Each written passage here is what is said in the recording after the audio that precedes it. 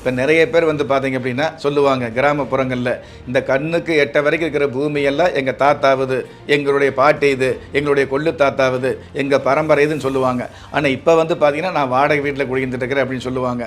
இந்த மாதிரி வந்து பூமி யோகமெல்லாம் இருந்து செல்வம் இருந்து கூட கடைசி காலத்தில் வந்து அதாவது தன்னுடைய வாழும் காலத்திலேயே ஏதாவது ஒரு சூழலில் எதுவுமே இல்லாமல் இருந்துன்னு வைங்களே, அது மிகப்பெரிய கவலை அப்படிங்கிறத விட மிகப்பெரிய ஒரு அவமானமாகவே, அதாவது உங்களுடைய மனசுக்குள்ளேயே உங்களுக்கு வந்து பார்த்தீங்கன்னா தேவையில்லாத குழப்பங்கள் கொடுக்கக்கூடிய, தேவையில்லாத வருத்தங்கள் கொடுக்கக்கூடிய சூழல் இருந்துகிட்டு இருக்கும் அப்படிங்கிறதும் நாம் மறுக்க முடியாது.